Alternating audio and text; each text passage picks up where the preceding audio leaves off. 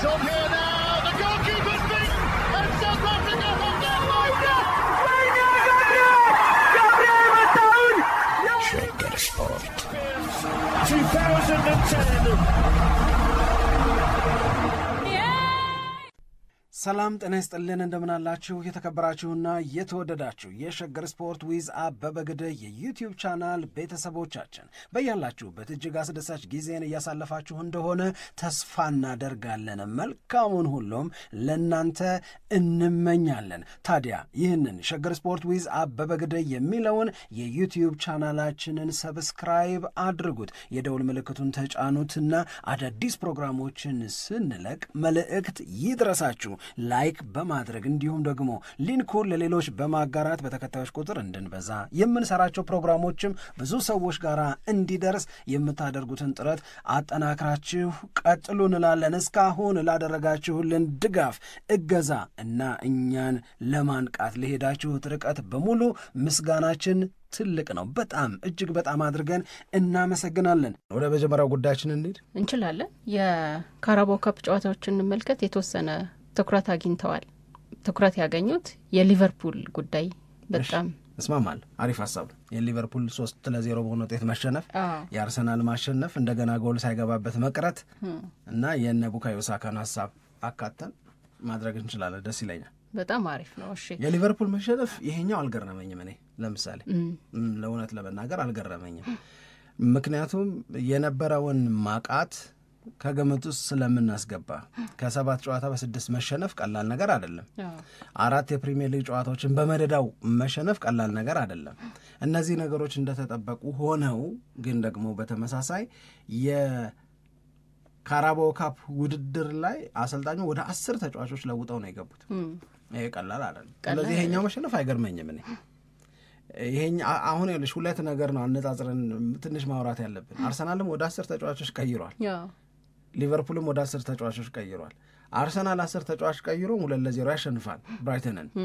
ሊቨርፑል 10 ተጫዋች ቀይር ያለው ብሎ በክሪስታል ፓላስ 3-0 ይሸነፍና ሽንፈቱ የመጣው በዚህ ምክንያት ነው ይልሻል። በሊቨርፑልና በአርሰናል መካከል ያለውን ልዩነት ይሄ አያሳይም ወይ የሚል ነገርን ያመጣብኛል። ለኔ በጣም ያመጣል። እንደውም እኔ አንድ እንድናነሳ የፈለኩት ጉዳይ እሱ ነው። ከጨዋታው በኋላ ሁለቱም አሰልጣኞች አስተያየት ሰጥተዋል እና በቃ ይሄ ታሪክ ተገላበጠ የምትለው አይነት አስተያየት ነው የሰጡት። ታሪክ ተገላበጠ ማለት ባለፈው ጊዜ አርቴታ ምን ነበር የሚናገረው? የሊቨርፑልን ተቀያሪ ተጫዋቾች እዩ ነበር ብሎ ራሱ አስተያየት የሚሰጥ ይቀና ነበር እና በጣም ብዙ አማራጭ አላቸው ብሎ ነበር ሲናገር የነበረው እና አሁን ከጨዋታው በኋላ በጣም በቃ በስኳድ ዴብዝ ደስተኛ መሆኑን ስኳድ ኳሊቲው ደስተኛ መሆኑን በዛ ላይ ካየህ የዶማን ጀማሪ ተጫዋች ነበረ፣ እሱ ሪከርድ የሰበረበት ነው።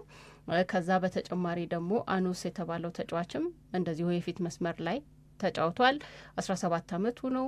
ሊዩስ ስኬሊ፣ ኑዋኔሪ ነበሩ። እነዚህ እንግዲህ ታዳጊ የሚባሉ ተጫዋቾች ናቸው። በእርግጥ የሉዊስ ስኬሊ እና የኑዋኔሪ ትንሽ ለየት ያለ ቢሆንም ከዶማንና ከአኖስ እና በቃ ግን ደስተኛ ነኝ በእነዚህ። ለሌላ በጣም ብዙ ክለቦች ኑዋኔሪ ታዳጊ ነው።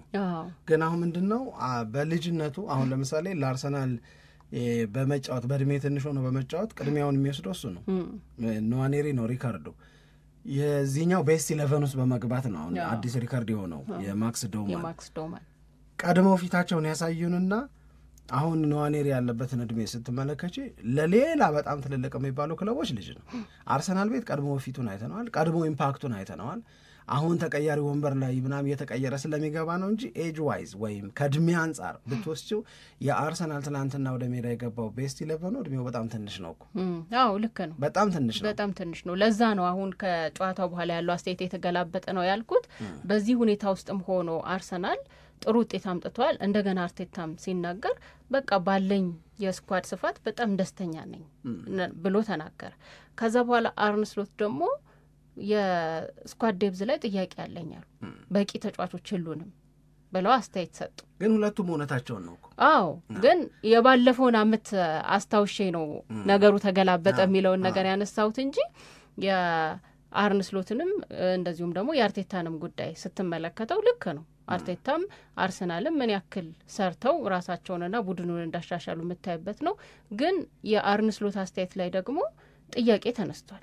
ምንድነው 450 ሚሊዮን ፓውንድ ካወጡና የሁሉ ተጫዋች ከገዙ በኋላ እንደገና ስለ ስኳድ ዴብዝ ጥልቀት አለመኖር ወይንም ብዙ አለመሆን መናገር ምን ማለት ነው እኮ? ሁለቱ ይለያያል አለ። እኔ ደግሞ አርነ ስሎትን ደግፋቸዋለሁ።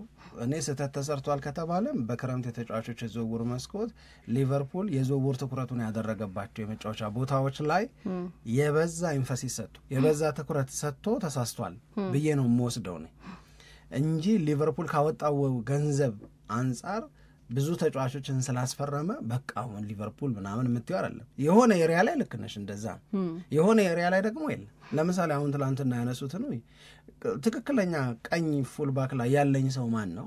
ብራድሌ ብቻ ነው። እሱ አንድ ነገር ቢሆን ምንድነው የሚወጣኛል? አሁን ስለ ዴብዝ የምናወራ ከሆነ አንድ የራይት ባክ ብቻ ኖሮሽ፣ ራይት ፉልባክ ብቻ ኖሮሽ ምንድነው ዴብዝ ልታወሪ እኮ አትችይም። ሶቦስ ላይ ነው ወደዛ ያመጡ ያጫወቱ ያሉት። ሶቦስ ላይ አሰ ነምበር 8 ቢጫወት ነው የሚሻለሽ ወይስ ደግሞ አሰ ራይት ባክ ቢጫወት ነው የሚሻለሽ? አንቺ ነሽ የምትወስኝ። እዚህ ጋር ስታመጪው እዛ ጋር ይሳሳል። የለም እኮ እውነት አይደለም እንነጋገረው። የለም።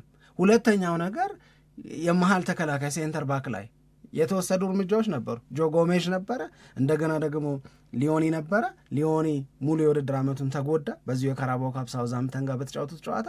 አሁን ያሉት ቨርጂል ቫን ዳይክ፣ ኢብራሂማ ኮናቴ እና ጆ ጎሜዝ ብቻ ናቸው። እነዚህ ሁለቱ ተጫዋቾች በተለይ እድሜው ትልቅ እየሆነ ስለመጣ ቨርጂል ቫን ዳይክ ሙሉ የውድድር ዓመቱን በዚሁ መጠን እንዲቀጥልልሽ ማሰብ አትችልም። ማርክ ጉሄ መፈረም ነበረበት ለሊቨርፑል። ያ ነገር ከሸፈ። ሌትሊ እንዴት እንደከሸፈ ሁላችንም እናስታውሳለን።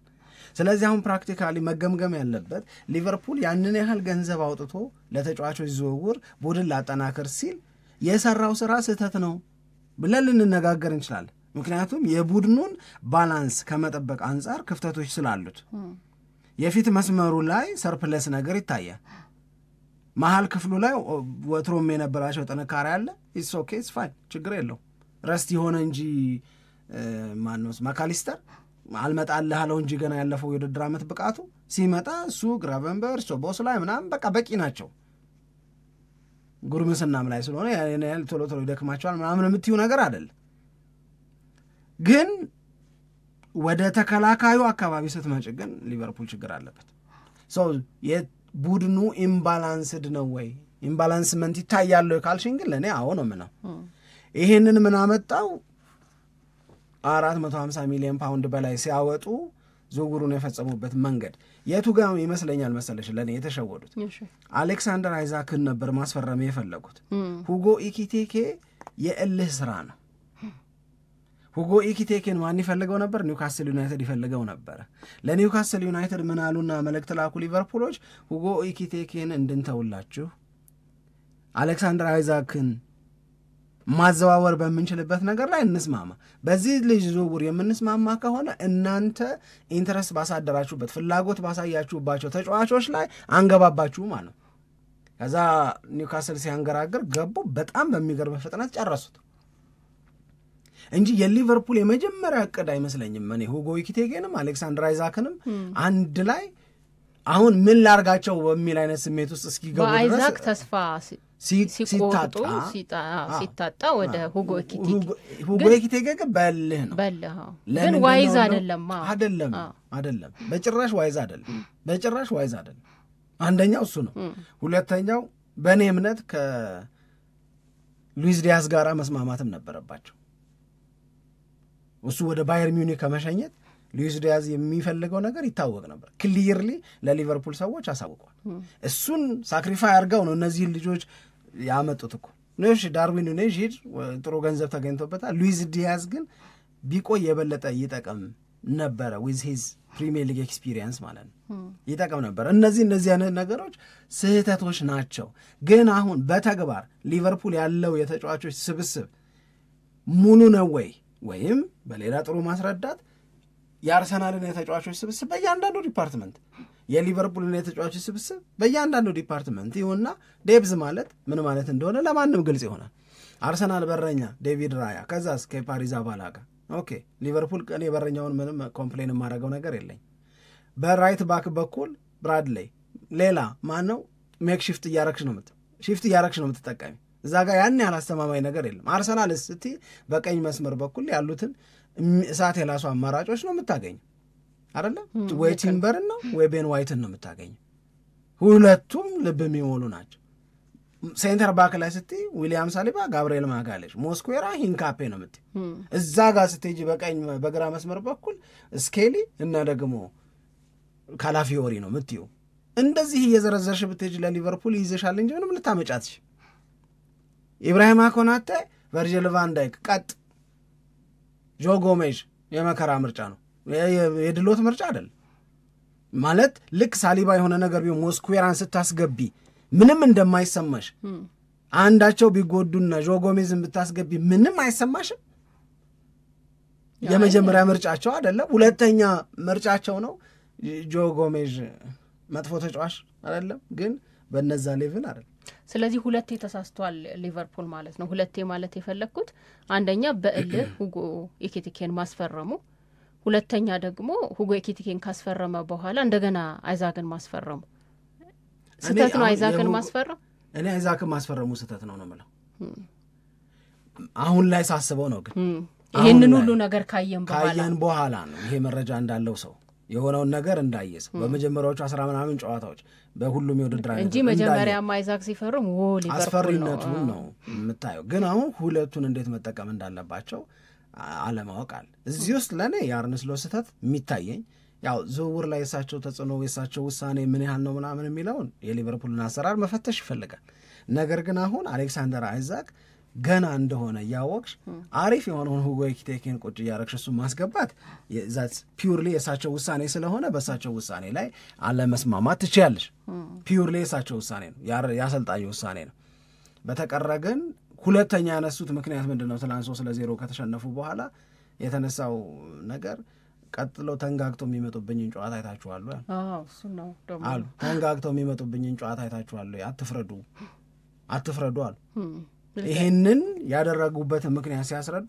አንድ ብራድሌ ነው ብቸኛ ያለኝ ኦፕሽን በራይት ባክ በኩል እሱ አንድ ነገር ቢሆን ምን ሆናለሁ ለምን አንድ ነገር ስለመሆን እንዳሰቡ ደግሞ አስረዱ ሊዮኒ በዚሁ በካራባኦ ካፕ ውድድር ላይ ነው ተጎድቶ ሙሉ የውድድር ዓመት እንደማይመለስ ያወቀ ብራድሌን እዚህ ላይ ብንጨምር በቃ አለቀልን የሚል ነገር ነው ያመጡ ሁለት ያስቀመጡት ነገር ቀጥሎ የሚመጡት ጨዋታዎች ከባድ ናቸው ከሪያል ማድሪድ ጋር ከማንቸስተር ሲቲ ጋር እና አንደኛው ማን ነው የሊቨርፑል ዩናይትድ ያስፈራሉ መደዳውን ያለባቸው ጨዋታ በጣም ያስፈራል ማንቸስተር ሲቲ ሪያል ማድሪድ መጀመሪያ አስቶን ቪላ ከዛ ሪያል ማድሪድ በ10 ቀን ውስጥ ማለት ነው እነዚህን ጨዋታዎች የሚያደርጉት ስለዚህ ግዴታ እንደውም አንድም ከዚህ ካሏቸው ተጫዋቾች ጋር ተያይዞ የተነሳው ነገር የፈለገች ጨዋታ ቢኖርበት ሊቨርፑል በሳምንት ሁለቴ መጫወት ለሊቨርፑል ያን ያክል አስቸጋሪና ከባድ ነገር ነው ወይ ሁለቴ ወይ ሶስቴ በ7 ቀን ውስጥ እንደዚህ ይጫወታሉ አይደለ ያን ያክል ከባድ ነው ወይ ለምንድን ነው ይሄንን እንደ ኤክስኪውዝ የሚያቀርቡት ትክክል አይደለም ይሄ ትክክል አስተያየት አይደለም አረዳዱም ልክ አይመስለኝም ግን እሳቸው አንድ ጥሩ የተናገሩት ብዬ የማስበው ከትላንት ይሄ ከወሰኑት ውሳኔ ጋር በተያያዘ ይሄ የክለቡ ትሬንድ ነው ካራባኦ ካፕ ላይ ለታዳጊ ተጫዋቾች እድል መስጠት ይሄ ቁጭ ነው ተው አሉ ግን ብለዋል እና ቁጭ ነው አልቀበለውም ላይ ልገባበት ነበር ግን እሺ ያልቀበለውም ግን እሳቸው ያሉት ይሄ በቃ ያንን ትሬንድ መጠበቅ ፈልጋለሁ አሁን ይሄ ሁሉ ነገር ከተፈጠረ በኋላ ውሳኔን ትቀይር ነበር ወይ ብላችሁ ብትጠይቁኝ ራሱ አልቀይርም በቃ በእነዚህ ተጫዋቾች ነው በጀመርኳቸው ጨዋታ ላይ ባሰለፍኳቸው ተጫዋቾች ነው ይሄንን ጨዋታ ማደርገው ብለው ተናግረዋል አንዳንድ ጊዜ የእግር ኳስ አሰልጣኞች ህይወት የቃል አቀባይ ህይወት ነው ሲጥ ተደርገሽ ተይዘሽ ሊያልቅልሽ ሲል እናሸንፋለን እንደሚል ቃል አቀባይ እውነቴን ነው የምነግርሽ አሁን ሊቨርፑል 4 በፕሪሚየር ሊግ ተሸንፏል ከ6-5 ተሸንፏል ሰውየው ኢን ሪል ፕሬሸር ነው እየተባለ እያለ ወደ ዊኒንግ ሜንታሊቲ ተጫዋቾችን የሚያመጣበትን ጨዋታ የክለቡን ትሬንድ ለመጠበቅ ሲል ቸልተኛ ሆነ ብትኝ ለኔ አይገባኝ በዛ ላይ ተጋጣሚያቸውም እንደሆነ ያወቁ እሱን ነው ማነሳው ቀጥሎ ክሪስታል ፓላስ ማለት ሊቨርፑልን በኮሚዩኒቲ ሺልድ ያሸነፈ ነው። ክሪስታል ፓላስ ማለት አሁን በፕሪሚየር ሊጉ ጉልበት እያገኙ ከሚገኙ ክለቦች መካከል አንዱ ነው። ስለዚህ ለሊቨርፑል በካራባኦ ካፕ መሰንበት ወደ መጨረሻዎቹ 8 መግባት ምናምን አይደለም በዋናነት የሚያስፈልገው የመሸነፍ ትሬንዱን ልክ በቻምፒዮንስ ሊግ እንዳደረገው በካራባኦ ካፕ አቋርጦ ስንቅ እንዲሆን ለማን ለቪላ ጨዋታ፣ ለሪያል ማድሪድ ጨዋታ፣ ለማንቸስተር ሲቲ ጨዋታ ስንቅ እንዲሆን ማድረግ ነው የሚሻለው እንጂ የክለቡን ትሬንድ ለመጠበቅ ሲል አይደለም። እኔ አላምንም ይሄንን ወይም አልቀበለውም። የምቀበለው የትኛውን ነው? የለኝም ስብስብ የሚለውን እቀበላለሁ። በተለይ ደግሞ በተከላካዩ ክፍል አካባቢ ያለው ክፍተት ክሊርሊ የሚታይ ነው። ስለዚህ ይሄ ክሊርሊ የሚታየው ክፍተት እያለ የአስቶን ቪላውን ጨዋታ ፕራዮሪቲ ቢሰጥ፣ የሪያል ማድሪድን ጨዋታ ፕራዮሪቲ ቢሰጥ፣ የሲቲን ጨዋታ ይሄ ማለት ኮምፕሊትሊ መጥፊያ ማለት ነው። ለምን ብትይ በአስቶን ቪላ መሸነፍ ማለት አርሰናል ምንም አትጠራጠሪ በርንሌን ያሸንፋል። ስለዚህ በአርሰናልና በሊቨርፑል መካከል የሚኖረው የነጥብ ልዩነት ስንት ሆነ ማለት ነው? 10 ሆነ ማለት ነው። ከዛ ሲቲና ሊቨርፑል እርስ በርሳቸው ሊጠፋጠፉለት ነው ለአርሰናል። ገብቶሻል? ያኔ ወይ ሲቲ ነጥብ ይጥላል ወይ ሊቨርፑል ነጥብ ይጥላል። ሊቨርፑል ነጥብ የሚጥል ከሆነ በመሸነፍ በአርሰናልና በሊቨርፑል መካከል 13 ነጥብ ልዩነት ሊፈጠር ነው። ሞትሽ በቃ ጠፋሽ ማለት ነው። ምንም አትጠራጠሪ። ስለዚህ ሰውየው ያሰቡት ይሄኛው ነው። አሁን እኔ የምለውን እዚህ ፍርሃት ውስጥ ነው ያሉት ሰውየው። ገና በ11ኛው ጨዋታ በአንቺና በአርሰናል መካከል 13 ነጥብ ልዩነት ከተፈጠረ ምኑን አለሽ? የአምና ሻምፒዮን ሆነሽ በህይወት አትኖሪም። ምን ታረጊያለሽ ኖረሽ? ሲሪየስሊ ነው የምነግርሽ። ይሄ ነው ሰውየውን ሰንቅሮ ያዘው እንጂ የክለቡ ፕራክቲስ ምናምን የሚለው ነገር አይደለም ለኔ። አሁን ማንቸስተር ሲቲ ከአርሰናል ጋር ያለው ጋፕ ከዚህ በላይ እንዳይሰፋ የሚቻለውን በሙሉ ያደርጋል። የሚቻለውን ነገር በሙሉ በማድረግ ሂደት ውስጥ ሊቨርፑልን ማሸነፍ አንዱ የግድ ማድረግ ያለበት ነገር ነው። አርሰናል ፖፕኮርኑን ይዞ እግሩንና እግሩን እንደዚህ አጣምሮ ሶፋ ላይ ከፈለገ ጠረጴዛ ላይ ሰቅሎ ፖፕኮርኑን እየበላ እነሱ የሚሆኑትን ነገር ነው የሚያየው። ለምን ብትይኝ በቀደም እኮ ብለነዋል። በዚህ መጠን አላብራራ ነው ይሆናል እንጂ የአርሰናልና የማንቸስተር ዩናይትድ የመጀመሪያዎቹ 10 ጨዋታዎች ብለን ከሊቨርፑልም ከማንቸስተር ሲቲም ከቼልሲም ይልቅ ከባድ ናቸዋል። ወጧቸው እነዚሁን ምን ይሆነው አንደኛው ነው ወጣው። አርሰናል ስንት ነጥብ ልዩነት ፈጥሮ ወጣው? 7 ነጥብ ልዩነት ፈጥሮ ወጣው። አሁን እነዚህ መጣ፣ ቪላ መጣ፣ እንደገና ሲቲ መጣ። ኦኬ ቪላን ቢያሸንፍ ሊቨርፑል ሲቲና ሊቨርፑል ሲጫወቱ ግን ወይ ካንዳቸው ወይ ከሁለታቸውም ተጨማሪ ነጥብ መፍጠር ይችላል። ምክንያቱም የአርሰናል ኦፖነንት በርንሌይ ነው። ሳምሪ ቀላል አይደለ። ይሄንን ነው የምታሳየው። ርቆሽ ብዙ እንዲሄድ አትፈልግ።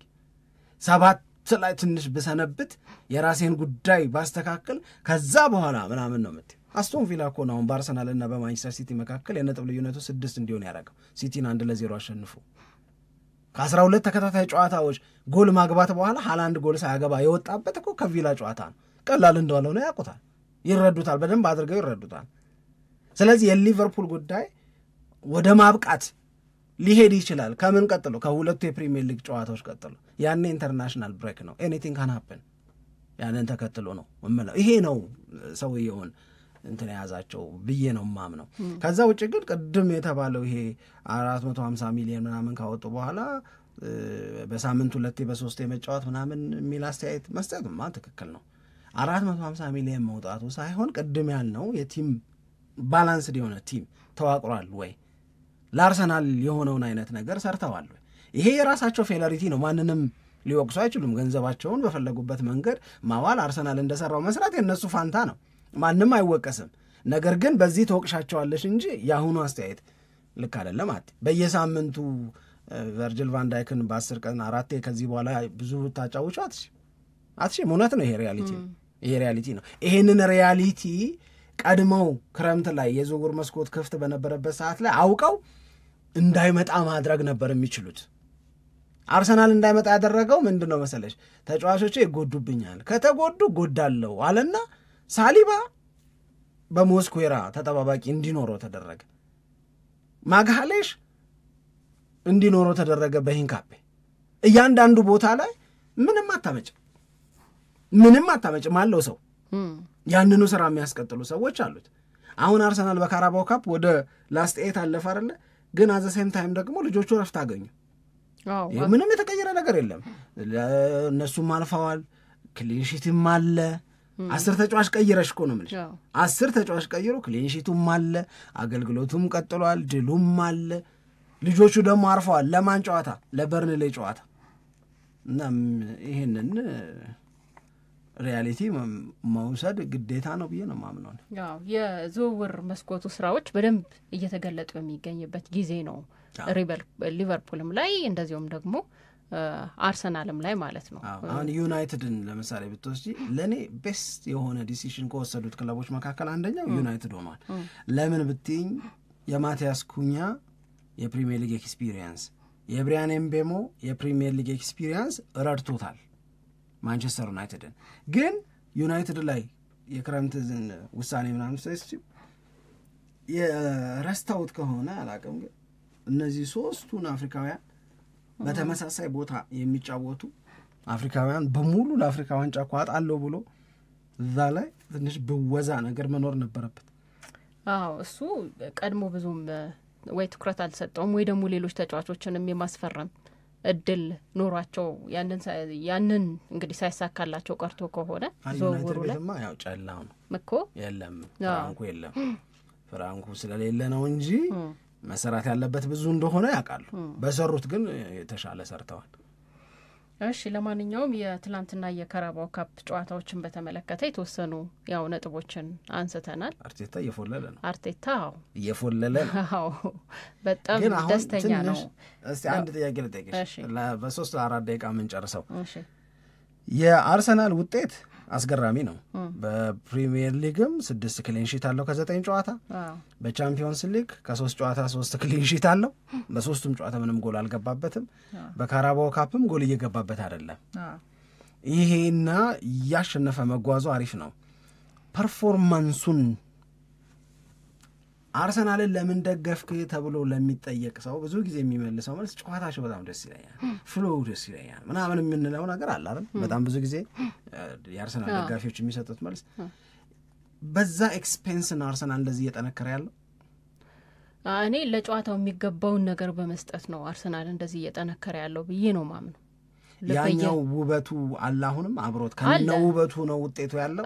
ውበቱ እንደ በፊቱ አይደለም፣ ግን ውበቱ ግን አለ።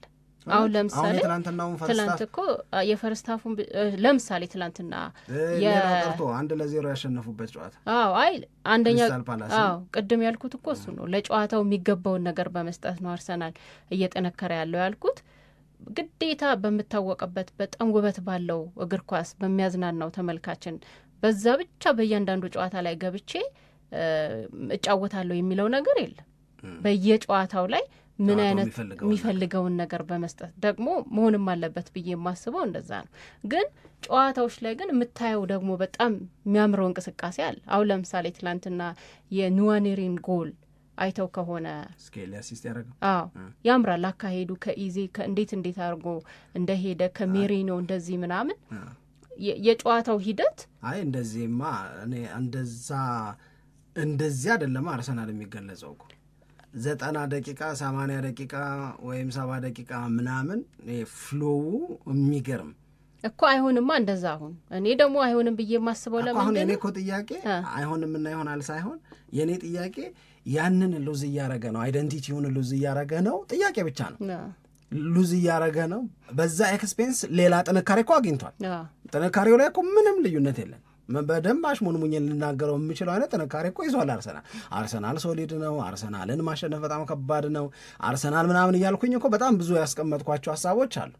ግን ያንን የአርሰናል ሰዎችን የአርሰናል ደጋፊ እንዲሆኑ የሚያደርገውን አይደንቲቲ እኔ እኮ እሱን ነው እየተናገርኩ ያልኩት ነገር ምንድነው፣ ሙሉ ለሙሉ የአርሰናል አይደንቲቲ ሙሉ ለሙሉ አልጠፋም። በሚፈለግበት ጊዜ ይመጣል፣ እናየዋለን ሜዳ ላይ። ግን በእያንዳንዱ ጨዋታ ላይ 90 ደቂቃ እየተመለከት ነው አይደለም። ስለዚህ አሁን ለምሳሌ እኔ በእርግጠኝነት የምነግርሽ የበርንሌው ጨዋታ ላይ ይመጣል። ይመስለኛል እኮ እንደዛ ነው መምጣት ያለበት፣ ግዴታ ነው ብዬ ነው የማስበው። መጀመሪያ ያሸንፉ፣ መጀመሪያ ዋንጫ ያሸንፉ። አንደኛ እሱ ነው። ሁለተኛ ደግሞ አሁን ባለው የእግር ኳስ አካሄድ ግዴታ ነገሮችን ከግምት ውስጥ እያስገባ ለዛ የሚሆን ነገር ነው መስጠት ያለብህ ብዬ ነው ማስበው። ሌሎቹ ተጋጣሚዎች ሁሉ ጊዜ በምትመጣበት አቀራረብ ላይ ተገማች አድርገው ያንን ነገር ነው የሚከተለው። ስለዚህኛ በዚህ አጫዋት መተን በቀላሉ አሸንፈው እንሄዳለን የሚለውን ሐሳብ ይዘው መተው ተግብረው መሄድ የለባቸው። እድል መስጠት አያስፈልግም ብዬ ነው ማስበው አሸናፊ ሆኖ ለመቀጠል እኮ። ስለዚህ አሁን ለምን እንደዛ ሆነ የሚለውን አሪፍ ነው የነገርሽኝ። ስለዚህ ተስማምተናል፣ እንደዛ ሆኗል የሚለውን ተስማምተናል። የሆነበትን ምክንያት ነው እያስረዳን ያለ ነው። ሊትል ቢት ከበፊት ከሚታወቅበት ነገር ድሮ ሊትል ቢት ሳይሆን በደንብ ድሮፕ አድርጓል። በኒው አይደንቲቲ ግን በጣም ስትሮንግ ሆኖ መጥቷል። ይህንን ማድረግ ያስፈለገበት ምክንያት ደግሞ አሁን የምታስቀምጫቸው ናቸው አይደለም ነው? እሺ ነው ወይ ነው? እሺ ያው አይ እንትን እንዲገባኝ ብዬ ነው እኮ። እሺ ምንድን ነው ጥያቄው ታዲያ? አይ ምንም በቃ ተስማማን እኮ። እኔም እኮ እንደዛ ሆነ ለጠይቀኝ መስሎኝ እኮ ነው አሰብስቤ የምጠብቀው አይደለም። እኔም እኮ እንደዛ የመሆን ስሜት ስለተሰማኝ መሆን አለመሆኑ ላይ ጥያቄ ስላለኝ ነው ጥያቄው መጀመሪያ የጠየቅኩሽ። ሆኗል ግን የሆነበት ምክንያት ይሄ ነው። ላይክ ለምሳሌ ቅድም እንዳልኩሽ ከክሪስታል ፓላስ ጋር 1-0 በሆነ ውጤት አርሰናል አሸንፏል።